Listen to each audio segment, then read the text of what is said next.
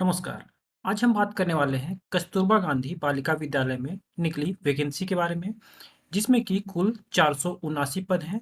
तो जानेंगे इसके बारे में पूरी डिटेल इन्फॉर्मेशन। उससे पहले अगर आप हमारे चैनल पर नए हैं तो प्लीज़ चैनल को सब्सक्राइब कर लें और साथ ही साथ बेल आइकन को भी प्रेस करें, जिससे हमारे द्वारा डाले गए वीडियो की इन्फॉर्मेशन सबसे पहले आपको मिलेंगी। ठीक है, तो आइए शुरू करते हैं। मेरा नाम है कुंदन और मैं स्वागत करता हूँ आपका अपने चैनल, जिसका नाम है केसी बुंडू यानी नॉलेज कैंपस बुंडू। देखिए, ये जो वैकेंसी है, ये झारखंड शिक्षा परियोजना परिषद ने निकाली है, ठीक है? और ये जो वैकेंसी है, ये कस्तूरबा गांधी बालिका विद्यालय में चयन हेतु यहाँ पे निकाली गई है, ठीक है? जिसमें कि जो पोस्ट हैं, वो पोस्ट आप यहाँ पे देख सकते हैं।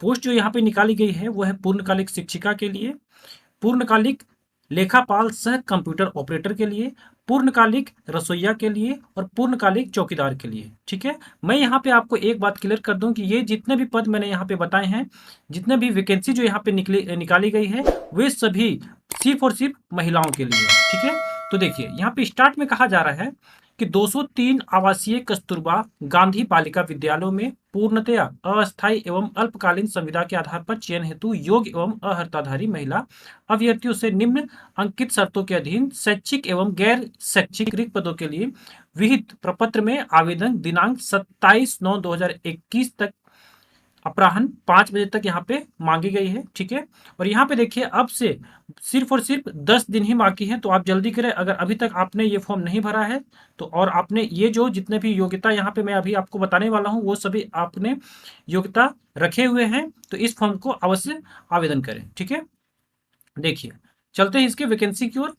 यहाँ पे आप देख सकते हैं, ये डिस्ट्रिक्ट वाइज जो यहाँ पे दिया गया है, यहाँ पे झारखंड में आपको मालूम होगा कि टोटल जो है वो 24 डिस्ट्रिक्ट है, 24 जिलों की संख्या है।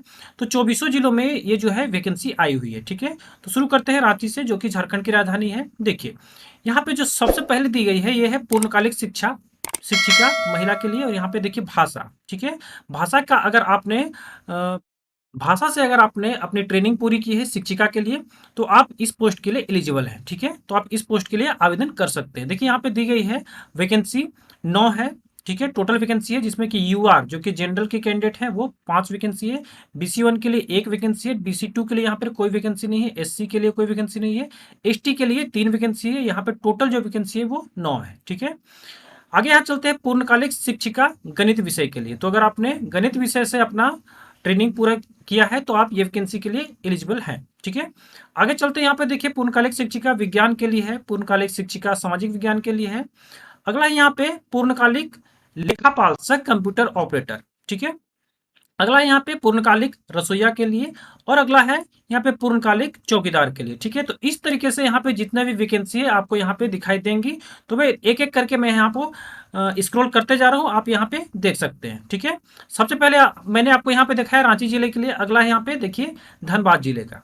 ठीक है, इसके बाद यहाँ पे देख सकते हैं इसके 3rd नंबर में है गिरिडीह जिला, इसके बाद है पूर्वी सिंहभूम जिला। ठीक है, तो ये जो PDF है मैं अपने डिस्क्रिप्शन बॉक्स में डाल दूंगा, आप वहां से इसको डाउनलोड करके देख सकते हैं। ठीक है, तो देखिए यहाँ पे टोटल जो वैकेंसी है यहाँ पे दी गई है राजयोग। ठीक है, और यहाँ पे देखिए पूर्णकालिक शिक्षिका भाषा के लिए टोटल 93 वैकेंसी है, जो कि ऑल ओवर झारखंड के लिए है। ठीक है, गणित सब्जेक्ट के लिए यहाँ पे 90 वैकेंसी है, और विज्ञान सब्जेक्ट के लिए यहाँ पे 95 है, सामाजिक विज्ञान के लिए 63 यानी 63 है, लेखापाल सह कंप्यूटर ऑपरेटर के लिए यहाँ पे 31 यानी कि 31 वैकेंसी है, रसोइया के लिए यहाँ पे 50 वैकेंसी है, और चौकीदार के लिए यहाँ पे 57 यानी कि 57 वैकेंसी, यानी कि ओवरऑल जो यहाँ पे दी गई है टोटल वैकेंसी 479 यानी कि 479 वैकेंसी है। ठीक है, आइए जानते हैं इसके बारे में और कुछ डिटेल इन्फॉर्मेशन।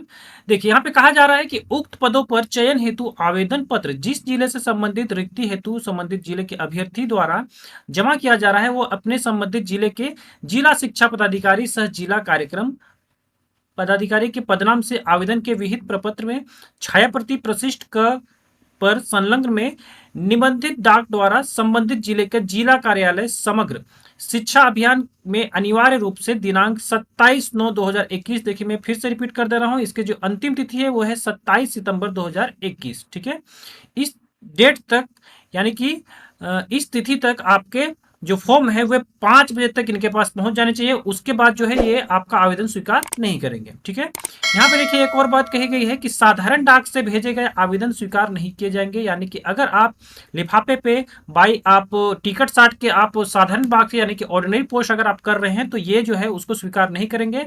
आपको यहाँ पे जो है रजिस्टर्ड जो कि आपका पोस्ट होता है उसके द्वारा या फिर आप अपने स्पीड पोस्ट के द्वारा इसको आवेदन भेज सकते हैं। ठीक है, जानते हैं आगे। यहाँ पे देखिए सबके लिए यहाँ पे योग्यता दी गई है, तो इन योग्यता के बारे में मैं एक एक करके यहाँ पे बात करने वाला हूँ जो कि इंपॉर्टेंट है। आप सबसे पहले देख लीजिए कि आप जो है एलिजिबल हैं या फिर नहीं है, उसके बाद ही आवेदन करें। ठीक है, तो यहाँ पे देखिए मैं सबसे पहले बात करने जा रहा हूँ भाषा शिक्षिका जो कि हिंदी एवं अंग्रेजी के लिए है। इसमें देखिए वांछित जो अर्हता मांगी गई है वह है किसी मान्यता प्राप्त बोर्ड विश्वविद्यालय से संबंधित विषय जिस विषय हेतु आवेदन कर रहे हैं में न्यूनतम 50% अंक के साथ स्नातक की अर्हता। उच्चतर शैक्षणिक अर्हताधारी को चयन में प्राथमिकता दी जाएगी, परंतु अनुसूचित जाति जनजाति एवं विकलांग कोटि के अभ्यर्थियों को इस नियम में अंकित न्यूनतम प्राप्तांक में 5% की छूट दी जाएगी। चयन में उच्चतर शैक्षणिक योग्यता प्राप्तांक को प्राथमिकता दी जाएगी। ठीक है, तो यहाँ पे कुल मिलाकर कहा जा रहा है कि जिस सब्जेक्ट के लिए आप आवेदन कर रहे हैं उस सब्जेक्ट से अगर आपने यहाँ पे स्नातक किया है तो उस सब्जेक्ट में आपका 50% होना चाहिए। ठीक है, ST SC के लिए ये 5% छूट दिया जा रहा है, यानी कि उनका जो है यहाँ पे 45% मिनिमम होना चाहिए। ठीक है, जिसका भी यहाँ पे ज्यादा होगा उसको यहाँ पे प्राथमिकता दिया जाएगा। आगे यहाँ पे कहा जा रहा है कि प्रशैक्षणिक अर्हता मान्यता प्राप्त प्रतिष्ठान से BEd अथवा समकक्ष परीक्षा यथा प्रारंभिक शिक्षा में 2 वर्षीय डिप्लोमा में शिक्षक प्रशिक्षण परीक्षा में उत्तीर्णता। ठीक है, तो यहाँ पे कहा जा रहा है कि BEd अगर आपने किया है या फिर यहाँ पे कहा जा रहा है कि प्रारंभिक शिक्षा में 2 वर्षीय डिप्लोमा यानी कि अगर आपने DLED भी किया है तो भी आप इस पोस्ट के लिए एलिजिबल हैं। ठीक है, एक बात यहाँ पे और कही जा रही है 3rd नंबर में आप देख सकते हैं जो कि बहुत इंपॉर्टेंट है, शिक्षक पात्रता परीक्षा यानी कि टेट। ठीक है, तो झारखंड में इसको कहा जाता है जेटेट। यहाँ पे कही जा रही है कि राष्ट्रीय अध्यापक शिक्षा परिषद द्वारा निरूपित मार्गदर्शी सिद्धांतों के अधीन झारखंड सरकार द्वारा कक्षा 6 से 8 के लिए आयोजित अध्यापक पात्रता परीक्षा यानी टेट में उत्तीर्ण होना आपका अनिवार्य है और इसका भी जो है यहाँ पे सर्टिफिकेट डिमांड किया जाएगा। ठीक है, तो ये तो थी शिक्षक वैकेंसी के लिए। और यहाँ पे जो इसको पेमेंट जो दी जाएगी, जो सैलरी दी जाएगी वो है देखिए 10,000 रुपये पर मंथ दी जाएगी। ठीक है, और 3 वर्ष की संतोषप्रद सेवा पूर्ण होने पर ये जो है 50% यहाँ पे बढ़ा दी जाएगी यानी कि 15,000 रुपये प्रतिमाह कर दी जाएगी। ठीक है, यहाँ पे एक और बात कही गई है देखिए संविदा विस्तार की स्थिति में 250 रुपये की वार्षिक वेतन वृद्धि प्रतिवर्ष प्रदान की जाएगी। ठीक है, तो ये तो थी शिक्षिका वैकेंसी के लिए। आगे चलते हैं, यहाँ पे देखिए लेखापाल सह कंप्यूटर ऑपरेटर के लिए। ठीक है, तो इसमें कहा जा रहा है कि योग्यता क्या है, किसी मान्यता प्राप्त प्रतिष्ठान विश्वविद्यालय से BCom प्रतिष्ठा में 50% अंकों के साथ उत्तीर्णता। ठीक है, यानी कि आपने BCom किया हो और जो कि मिनिमम 50% आपका होना चाहिए। ठीक है, तकनीकी अर्हता देखिए क्या है, किसी मान्यता प्राप्त प्रतिष्ठान से 1 वर्षीय कंप्यूटर कोर्स में PGDCA या फिर DCA या समकक्ष परीक्षा में उत्तीर्णता होना अनिवार्य है। ठीक है, कार्य अनुभव देखिए क्या है, हिंदी एवं अंग्रेजी में कंप्यूटर टाइपिंग के साथ टैली सॉफ्टवेयर की जानकारी अनिवार्य रूप से होनी चाहिए। चयन हेतु सिर्फ महिला अभ्यर्थियों को ही योग्य माने जाएंगे, यानी कि सिर्फ और सिर्फ यहाँ के महिला अभ्यर्थियों को ही यहाँ पे पोस्ट के लिए एलिजिबल माना जाएगा। यहाँ पे मेल कैंडिडेट के लिए कोई वैकेंसी नहीं है। ठीक है, यहाँ पे देखिए कंप्यूटर ऑपरेटर और लेखापाल के लिए यहाँ पे जो सैलरी दी गई है वो है 7,500 रुपये, जो कि 3 वर्ष की संतोषप्रद सेवा पूर्ण होने पर ये जो है ये भी 50% बढ़ा दी जाएगी यानी कि 11,250 रुपये पर मंथ दी जाएगी। ठीक है, आगे देखिए यहाँ पे कही जा रही है कि संविदा विस्तार की स्थिति में 150 रुपये की वार्षिक वेतन वृद्धि प्रतिवर्ष प्रदान की जाएगी। ठीक है, आगे चलते हैं, यहाँ पे देखिए पूर्णकालिक रसोईया के बारे में। यहाँ पे देखिए पूर्णकालिक रसोईया के लिए योग्यता क्या मांगी गई है, तो मैट्रिक उत्तीर्ण तथा अभ्यर्थी को शारीरिक क्षमता एवं संक्रामक रोग से ग्रसित नहीं रहने का चिकित्सा प्रमाण पत्र जो कि सहायक असैनिक शल्य चिकित्सक द्वारा निर्गत किया गया हो, यानी कि आपको सर्टिफिकेट देना पड़ेगा कि आप पूर्ण रूप से फिट है। ठीक है, को आवेदन के साथ संलग्न करना अनिवार्य होगा। संबंधित क्षेत्र में अनुभवी अभ्यर्थियों को चयन में प्राथमिकता दी जाएगी, यानी कि अगर आपका एक्सपीरियंस है, आप कहीं पे ये काम कर चुके हैं तो आपको यहाँ पे प्राथमिकता यानी प्रेफरेंस दिया जाएगा। ठीक है, पूर्णकालिक रसोईया के लिए विद्यालय परिसर में निवास करना अनिवार्य होगा। ठीक है, तो पूर्णकालिक रसोईया के लिए अगर आप वैकेंसी अप्लाई कर रहे हैं तो आपको विद्यालय में ही रहना पड़ेगा। यहाँ पे देखिए एक और बात कही जा रही है, यहाँ पे सैलरी हम बात कर लेते हैं। तो इसके लिए जो सैलरी है पूर्णकालिक रसोइया के लिए वो है 5,000 रुपये, और 3 वर्ष की संतोषप्रद जो सेवा अगर आप देते हैं तो यहाँ पे 50% यहाँ पे आपको वृद्धि की जाएगी। ठीक है, आगे यहाँ पे चलते हैं पूर्णकालिक। देखिए यहाँ पे कही जा रही है चौकीदार के लिए। तो चौकीदार के लिए यहाँ पे क्या है, मैट्रिक उत्तीर्ण तथा शारीरिक रूप से रात्रि प्रहरी के रूप में कार्य करने में सक्षम अभ्यर्थी, चयन में संबंधित क्षेत्र में अनुभव रखने वाली अनुभवी यथा भूतपूर्व महिला सैनिक, केंद्रीय सुरक्षा बल, राज्य पुलिस बल से सेवानिवृत्त अभ्यर्थियों को प्राथमिकता दी जाएगी। ठीक है, तो अगर आपने पहले से आप अगर इस पोस्ट के लिए आप कहीं पे काम कर रहे थे तो आपको यहाँ पे प्राथमिकता दी जाएगी। ठीक है, यहाँ पे जो यहाँ पे सैलरी दी जाएगी वो है 7,500 रुपया, यानी कि 7,500 रुपया। ठीक है, चलिए आगे चलते हैं। यहाँ पे देखिए चयन के लिए कुछ और दिशा निर्देश यहाँ पे दी गई है। तो चयन हेतु सिर्फ महिला अभ्यर्थी ही योग्य माने जाएंगे, पुरुष अभ्यर्थियों का आवेदन स्वीकार नहीं किया जाएगा। ठीक है, चयनित होने वाले शिक्षिका एवं शिक्षकेतर कर्मी की सेवा अनुबंध के आधार पर प्रथमतया 1 वर्ष के लिए ली जाएगी, यानी कि सबसे स्टार्टिंग में आपको ये सिर्फ और सिर्फ 1 वर्ष के लिए ली जाएगी। अगर आप संतोषप्रद काम करते हैं तो ये एक एक वर्ष आगे आगे बढ़ाती जाएगी। ठीक है, आगे कही जा रही है 3rd नंबर में सभी पदों के चयन में जिला स्तरीय आरक्षण नियमों का पालन किया जाएगा। अब देखिए मेन इंपोर्टेंट यहाँ पे है आयु सीमा। ठीक है, तो आयु सीमा के लेके बहुत ज्यादा जो कैंडिडेट हैं वो कंफ्यूजन में रहते हैं, तो आयु सीमा मैं यहाँ पे क्लियर कर देता हूँ। देखिए यहाँ पे कही जा रही है कि चयन हेतु अभ्यर्थियों की न्यूनतम उम्र 21 वर्ष तथा अधिकतम उम्र 35 वर्ष होगी, परंतु उच्चतम उम्र में कार्मिक प्रशासनिक एवं राजभाषा विभाग के ज्ञापन संख्या 29 दिनांक 4/1/2021 झारखंड सरकार के आलोक में निम्नवत होगी, जो कि यहाँ पे दी गई है। देखिए अनरिजर्व कैटेगरी की यहाँ पे जो एज लिमिट दी गई है मैक्सिमम एज वो है 35 वर्ष। ठीक है, जो कि जनरल कैटेगरी में यानी कि सामान्य कैटेगरी में आते हैं उनके लिए यहाँ पे कितना है 35 यानी कि 35 वर्ष। फीमेल यूआर ईडब्ल्यूएस BC1 BC2 के लिए यहाँ पे दी गई है वो है 38 वर्ष। एक्सट्रीम बैकवर्ड क्लास यानी कि एनेक्सर 1 या फिर एनेक्सर 2 में आते हैं, ठीक है, उनके लिए यहाँ पर दी गई है 37 साल। SC और ST मेल एंड फीमेल के लिए यहाँ पे दी गई है 40 साल। और पर्सन विथ बेंचमार्क डिजेबिलिटी यानी कि अगर आप दिव्यांग हैं तो आपको यहाँ पे एज रिलैक्सेशन में 10 साल का एक्स्ट्रा छूट दिया जाएगा। ठीक है, आगे चलते हैं। अनुभवी महिला एक सर्विसमैन को अपनी कोटि में 5 वर्ष तक उपरोक्त अधिकतम आयु सीमा में छूट दी जाएगी। उम्र की गणना आवेदन करने के वर्ष 1/8/2021 के आधार पर की जाएगी, यानी कि 1/8 यानी कि 1 अगस्त 2021 आपका यहाँ पे फाइनल एज का जो कट ऑफ है वो रखा गया है। तो इसके आधार पर ही आप अपनी एज को कैलकुलेट कर सकते हैं। अगर आपको एज कैलकुलेट करने में दिक्कत आ रही हो तो आप हमें कमेंट सेक्शन में अपने डेट ऑफ बर्थ भेजिए, हम आपको कैलकुलेट करके भेज देंगे। ठीक है, चलिए आगे चलते हैं। यहाँ पे देखिए कहा जा रहा है कि आवेदन सिर्फ विहित प्रपत्र में पूर्णतया भरे हुए आवेदन पत्र सभी अनुलग्नकों के साथ निर्धारित अंतिम तिथि 27/9/2021 के संध्या 5 बजे तक संबंधित जिले के जिला शिक्षा पदाधिकारी सह जिला कार्यक्रम पदाधिकारी समग्र शिक्षा के कार्यालय में निबंधित डाक के माध्यम से स्वीकार किए जाएंगे। एक बात मैं फिर से रिपीट कर दे रहा हूँ कि यहाँ पे सिर्फ और सिर्फ आप अपने जो पोस्ट है वो अपने जो भी चिट्ठी है उसको आप निबंधित डाक यानी कि रजिस्ट्री से भेजे या फिर स्पीड पोस्ट से भेजे। ठीक है, आप उसको ऑर्डिनरी पोस्ट यानी कि साधारण डाक से ना भेजे, वो स्वीकार नहीं किए जाएंगे। ठीक है, चलिए आगे इसमें कही जा रही है कि ये जो आप नोटिफिकेशन देख रहे हैं ये आप jepc.jharkhand.gov.in से भी प्राप्त कर सकते हैं।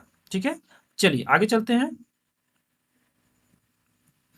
देखिए आगे यहाँ पे कहा जा रहा है कि आवेदन के साथ संलग्न आपको क्या क्या यहाँ पे करना है। ठीक है, तो देखिए यहाँ पे दी गई है एक डायमेंशन यानी कि 23x10 सेंटीमीटर का स्व पता लिखा हुआ 2 लिफाफा, यानी कि आपको जो भी वैकेंसी आप अप्लाई कर रहे हैं तो जो आप इन्वेलप जो आप लीजिएगा उस इन्वेलप के अंदर आपको फॉर्म तो देने ही है, साथ में आपको 2 अपना स्व पता यानी कि अपना एड्रेस लिख के उसमें इन्वेलप को डालनी है। ठीक है, आगे यहाँ पे कही जा रही है कि सभी शैक्षणिक प्रशैक्षणिक शिक्षक पात्रता परीक्षा तथा अन्य स्व अभिप्रमाणित प्रमाण पत्रों की छाया प्रति संलग्न की जाए, यानी कि आपका जो भी यहाँ पे एजुकेशनल क्वालिफिकेशन का जो भी सर्टिफिकेट है उसके साथ अगर आपने यहाँ पे आपका कास्ट के लिए भी आप आवेदन कर रहे हैं, ठीक है, तो कास्ट का भी जो आपका सर्टिफिकेट बना हुआ है, आपका रेसिडेंशियल बना हुआ है, तो जितना भी सर्टिफिकेट है सबको यहाँ पे आपको स्व अभिप्रमाणित यानी कि सेल्फ अटेस्टेड करके यहाँ पे भेजनी है। ठीक है, आगे देखिए यहाँ पे कही जा रही है आरक्षित श्रेणी, जो कि मैंने अभी बता दिया। अगर आप कास्ट के लिए एलिजिबल हो रहे हैं यानी कि आप ST SC OBC तीनों में से किसी एक में आते हैं तो आप अपने जाति प्रमाण पत्र को अवश्य भेजें। ठीक है। झारखंड राज्य के सक्षम प्राधिकार द्वारा निर्गत नियोजन हेतु आवासीय प्रमाण पत्र यानी कि स्थानीय प्रमाण पत्र भी आपको यहाँ पे देनी पड़ेगी। अगला यहाँ पे कहा जा रहा है कि कस्तूरबा गांधी बालिका विद्यालय एक आवासीय विद्यालय है, अतः चयनित अभ्यर्थियों को विद्यालय में रहना अनिवार्य होगा। यानी कि यहाँ पे जितना भी पोस्ट का भी मैंने जिक्र किया, सभी को पूर्ण रूप से स्कूल में रहना पड़ेगा। ठीक है। चलिए आगे देखते हैं। अभ्यर्थियों का चयन संबंधित जिले के उपायुक्त की अध्यक्षता में गठित चयन समिति के द्वारा किया जाएगा। चयन समिति का इस हेतु निर्णय अंतिम माना जाएगा। यानी कि यहाँ पे जो है वो उपायुक्त महोदय जो है उनकी अध्यक्षता में यहाँ पे गठित जो भी चयन समिति होगा वो यहाँ पे अभ्यर्थियों का चयन करेंगे और उनका ही जो है यहाँ पे निर्णय को अंतिम माना जाएगा। ठीक है। एक बात यहाँ पे देखिए और कही जा रही है कि आवेदन करने वाले अभ्यर्थियों का अनिवार्य रूप से आवेदन के लिफाफे के ऊपर लाल रंग से मोटे अक्षर आवेदित पद का नाम एवं कोटि अंकित करना होगा। यानी कि आप जिस पोस्ट के लिए आवेदन कर रहे हैं, अगर आप यहाँ पे शिक्षिका के लिए आवेदन कर रहे हैं तो पूर्णकालिक शिक्षिका लिखिए, साथ में आप जिस सब्जेक्ट के लिए आवेदन कर रहे हैं उसका नाम लिखिए, और यहाँ पे आप जो भी कोटि से आते हैं यानी ST SC OBC जिससे भी आते हैं आप उसको भी यहाँ पे मेंशन करें। ठीक है। अन्यथा आवेदन अस्वीकार करने की स्थिति में वे स्वयं जवाबदेह होंगे। अन्यथा आपका यहाँ पे क्या कहा जा रहा है कि आवेदन आपका अस्वीकार कर दिया जाएगा। ठीक है। चलिए अब चलते हैं फॉर्म की ओर। तो फॉर्म को आपको किस प्रकार से अप्लाई करना है देखिए। तो जैसा कि आप स्क्रीन पे देख पा रहे हैं ये है वो फॉर्म। ठीक है। तो ये जो फॉर्म है इस फॉर्म का जो PDF है वो हमारे डिस्क्रिप्शन बॉक्स में आपको मिल जाएंगी। आप वहां से इसको डाउनलोड करके किसी भी कैफे से आप जाके उसको प्रिंट आउट निकाल सकते हैं। ठीक है। तो चलिए देखते हैं। सिंपल सा फॉर्म है, मैं यहाँ पे आपको डिटेल बता देता हूँ कि क्या करना है आपको। देखिए फर्स्ट नंबर में यहाँ पे कहा जा रहा है पोस्ट अप्लाइड फॉर। तो आप जिस भी पोस्ट के लिए यहाँ पे अप्लाई कर रहे हैं, अगर मान लीजिए आप विज्ञान शिक्षिका के लिए आप यहाँ पे अप्लाई कर रहे हैं तो आपको यहाँ पे लिखनी है फुल टाइम साइंस टीचर। ठीक है। या फिर अगर आप अकाउंटेंट कम कंप्यूटर ऑपरेटर के लिए अप्लाई करना है तो आपको यहाँ पे लिखना है full time accountant cum computer operator. ठीक है। अब यहाँ पे देखिए क्या लिखना है। सेकंड नंबर में name of the district for which application has been submitted. तो आप जिस जिले के लिए यहाँ पे आवेदन कर रहे हैं यहाँ पे उस जिले का आपको नाम लिखना है।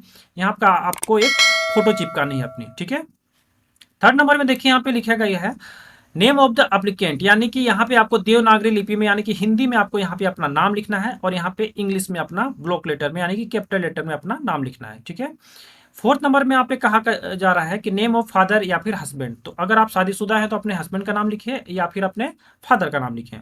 डेट ऑफ बर्थ आपको यहाँ पे अपनी मेंशन करनी है। आगे चलते हैं। यहाँ पे देखिए अपना परमानेंट एड्रेस यानी कि अपना अस्थाई पता यहाँ पे देना है। ठीक है। साथ ही साथ आपका पिन कोड और स्टेट का नाम लिखना है। एड्रेस फॉर कोरिस्पोंडेंस यानी कि जिस एड्रेस पे आपका पत्राचार हो सके, यानी कि आपको जिस एड्रेस पे चिट्ठी आती हो यहाँ पे आपको उसका एड्रेस लिखना है। यहाँ पे आपका परमानेंट एड्रेस पे अगर आपको चिट्ठी आता है तो यहाँ पे जो एड्रेस लिखेगा वही एड्रेस आपको यहाँ पे भी लिखनी है। ठीक है। चलिए आगे चलते हैं। 8 नंबर में यहाँ पे लिखा जा रहा है सेक्स, यानी कि अगर आप फीमेल है तो यहाँ पे आप फीमेल शो कीजिए। रिजर्वेशन कैटेगरी में आपको यहाँ पे शो करना है कि कौन सा कोटि में आप आते हैं, ST SC BC1 BC2 UR EWS जिसमें भी आप आते हैं आपको उसको यहाँ पे लिखनी है। ठीक है। आगे यहाँ पे कही जा रही है कि if belong to disabled category of disability and percentage. तो यहाँ पे अगर आप दिव्यांग हैं तो आपको यहाँ पे दर्शानी है कि किस टाइप के आप दिव्यांग हैं, VH हैं, HH हैं, क्या है। ठीक है। उसके बाद यहाँ पे आपको परसेंटेज भी दिखानी है। ठीक है। जो कि आपके सर्टिफिकेट में दिव्यांग के सर्टिफिकेट में लिखा गया होगा। आगे यहाँ पे आपको कॉन्टेक्ट नंबर लिखनी है। ठीक है। 12th नंबर में देखिए आपको यहाँ पे एजुकेशनल क्वालिफिकेशन का जो डिटेल है उसको यहाँ पे लिखना है। तो देखिए सीरियल नंबर में आपको अगर आपने मैट्रिक किया है तो सीरियल नंबर 1 लिखिए। यहाँ पे आप मैट्रिक लिखिए। यहाँ पे नेम इंस्टीट्यूट या फिर कॉलेज का जो भी आप यहाँ पे स्कूल था उसका नाम लिखिए। यहाँ पे आप अपना बोर्ड का नाम लिखिए। यहाँ पे फुल मार्क्स लिखिए कि कितने नंबर का था और यहाँ पे आपका कितना आया उसका लिखना है और यहाँ पे लास्ट में आपको परसेंटेज लिखनी है। ठीक है। तो यहाँ पे मैट्रिक इंटर ग्रेजुएशन जो भी आपने यहाँ पे डिग्री ली है आप यहाँ पे लिख सकते हैं। और उसके साथ ही यहाँ कही जा रही है कि please attach the self attested copy of the educational training and other qualification. ठीक है। तो यहाँ पे आपने जो भी यहाँ पे आप दर्शाइएगा उसका आप जेरोक्स कॉपी साथ में फॉर्म के साथ में जरूर अटैच कीजिएगा, जिसमें कि आपका सेल्फ अटेस्टेड होना चाहिए, यानी कि स्वयं आपका यहाँ पे हस्ताक्षरित करके आपको भेजा जाना है। ठीक है। 13 नंबर यानी कि 13 में आते हैं टीचर्स ट्रेनिंग। ठीक है। अगर आपने यहाँ पे टीचर्स ट्रेनिंग किया है तो उसको आप यहाँ पे दर्शा सकते हैं। यहाँ पे टीचर्स ट्रेनिंग में आपका DLED या फिर B.Ed कुछ भी हो सकता है। ठीक है। चलिए आगे चलते हैं। टीचर्स एलिजिबिलिटी टेस्ट, तो अगर आपने शिक्षक पात्रता परीक्षा झारखंड का पास किया है यानी जेटेट का पास किया है, वो भी 6 to 8 का, ठीक है, 1 to 5 का नहीं, यहाँ पे क्या मांगा जा रहा है आपसे 6 to 8 का, तो यहाँ पे आपको दर्शानी है, ठीक है। यहाँ पे आपको देखिए ये जो एग्जाम है वो जैक आयोजित करती है, झारखंड एकेडमिक काउंसिल आयोजित करती है, तो यहाँ पे आपको जैक लिखना है, यहाँ पे फुल मार्क्स लिखना है कि कितने मार्क्स का था, और यहाँ पे आपका मार्क्स ऑब्टेन लिखना है कि कितने मार्क्स आपके आए हैं, ठीक है, और यहाँ पे आपको परसेंटेज दर्शानी है जो कि आपका जेटेट का सर्टिफिकेट में दिया हुआ रहता है, ठीक है।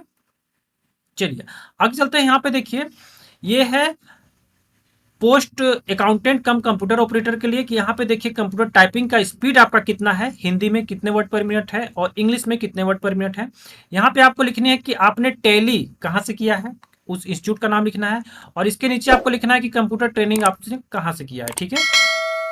चलिए इसके आगे देखिए यहाँ पे डिक्लेरेशन है, यहाँ पे आपको डेट लिखनी है कि जब आप वैकेंसी अप्लाई कर रहे हैं, जब आप इस फॉर्म को भर रहे हैं उस दिन का आपको यहाँ पे डेट लिखना है, नीचे आपको प्लेस लिखना है कि जहां से आप अप्लाई कर रहे हैं, ठीक है, उस जगह का नाम लिखना है। यहाँ पे सिग्नेचर ऑफ एप्लीकेंट आपका अपना सिग्नेचर देना है, ठीक है। चलिए अब जानते हैं कि इस वैकेंसी को जब आप अप्लाई कीजिएगा तो किस एड्रेस पे सेंड करना है, ठीक है। तो देखिए ये है वो एड्रेसेस, ठीक है, ये जितने भी जिले यहाँ पे दिए गए हैं लेफ्ट हैंड साइड में देखिए बोकारो है, ठीक है, और यहाँ पे देखिए ऑफिस एड्रेस है ये, ठीक है। तो अगर आप बोकारो से आवेदन कर रहे हैं, बोकारो जिले के लिए आवेदन कर रहे हैं, तो आपको ये जो है एड्रेस वहाँ पे लिखनी है, ठीक है। तो यहाँ पे जितने भी हैं सबको एक एक बाई एक मैं यहाँ पे दिखाता हूँ, हालांकि ये जो पीडीएफ है मैं बार बार बोल रहा हूँ आपको मेरे डिस्क्रिप्शन बॉक्स में मिल जाएंगे, आप वहां से इसको डाउनलोड करके देख सकते हैं, ठीक है। तो यहाँ पे देखिए जितने भी जिले हैं सबके यहाँ पे ऑफिस एड्रेस दिए गए हैं, ये बोकारो का है, चतरा का है, देवघर का है, धनबाद का है, ठीक है। तो सभी को आप यहाँ पे एड्रेस देख सकते हैं, इसी एड्रेस को आपको अपने इन्वेलप में लिखने हैं। देखिए यहाँ पे दिया गया है, आप राजधानी रांची में आ जाते हैं, तो रांची में दिया गया है district program office Jharkhand education project Samagra Shiksha SSA Ranchi MSBMP 1 campus Doranda Ranchi Jharkhand pin code 834002, तो इतना आपको लिखना पड़ेगा, ठीक है। आशा करता हूं कि मेरे द्वारा दिए गए वीडियो में जो भी इंफॉर्मेशन है वो आपको समझ आई होगी। अगर इस वीडियो से संबंधित कोई भी डाउट हो आपके मन में तो आप हमारे कमेंट बॉक्स में आके जरूर हमसे अपने प्रश्न पूछ सकते हैं।